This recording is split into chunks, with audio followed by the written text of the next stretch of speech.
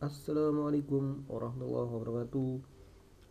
Jumpa lagi dengan Star Club Statistik and Research Club.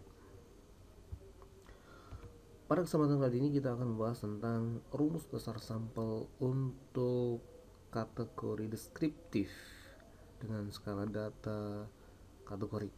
Ya, karena nanti untuk menentukan rumus besar sampel kita harus tahu apa skala data yang digunakan, apa desain yang kita gunakan. Jadi dua itu yang harus kita pegang. Ya, pertama apa desainnya, yang kedua skala datanya apa yang digunakan.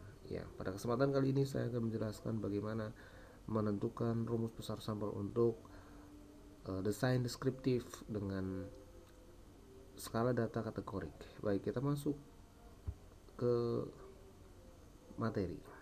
Ya.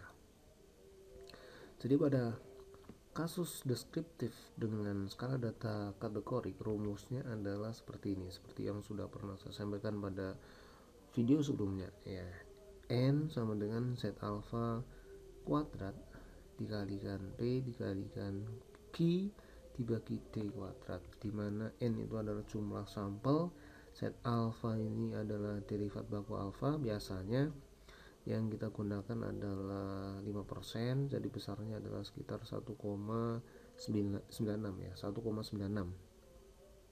Kemudian P adalah proporsi variabel yang diteliti. Jadi berapa sih proporsi dari hasil penelitian sebelumnya, kayak gitu ya, yang terkait. Kemudian Q adalah 1 dikurangin P. Jadi kita harus tahu dulu berapa nilai proporsi variabel yang diteliti tadi ya. Sebelum-sebelumnya adakah penelitian yang menjelaskan tentang berapa proporsi dari penelitian yang sedang kita teliti.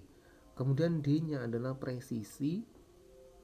Jadi presisi maksudnya adalah kesalahan prediksi yang masih bisa diterima. Jadi kalau misalnya kita memprediksi berapa persen untuk kasus yang akan kita teliti, maka di sana ada kemungkinan ada kesalahan kayak gitu ya, dari prediksi yang kita targetkan. Nah, berapa kesalahan yang masih bisa kita terima, itulah yang kemudian kita tentukan sendiri begitu.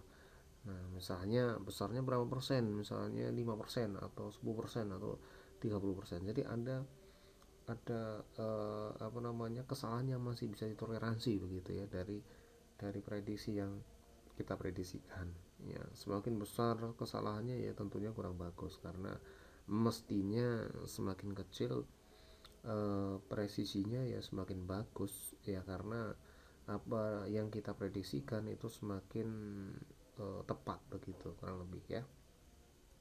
Baik, kita coba lihat contohnya ya. Contoh misalnya seorang peneliti ingin meneliti bagaimana gambaran kecemasan masyarakat terhadap pandemi ini, salah tulis ya, pandemi COVID-19.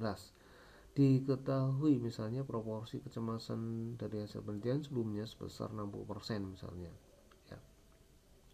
Kemudian peneliti menetapkan nilai presisinya sebesar misalnya 0,1 ya, harapannya 0,1 ya, atau 10% misalnya begitu ya. Nah, kita masukkan ke dalam rumus ya. Rumusnya tadi adalah n sama dengan z alpha kuadrat dikali p dikali q dibagi d kuadrat ya. Z alfanya kita gunakan 1,96%, 1,96 begitu ya. Kita pakai 5%. Nilainya 1,96 dikuadratin begitu, kemudian dikali 0,6 dikalikan 0,4 ya. 0,6 nya ini karena tadi persen ya, jadinya 0,6 untuk P nya, nilai P nya atau proporsi variabel yang ada dalam penelitian sebelumnya. Kemudian Q nya 1 dikurangin 0,6, jadi ketemunya 0,4. Kemudian dibagi dengan D kuadrat ya, D nya atau presisinya tadi 0,1 ya, dikuadratin.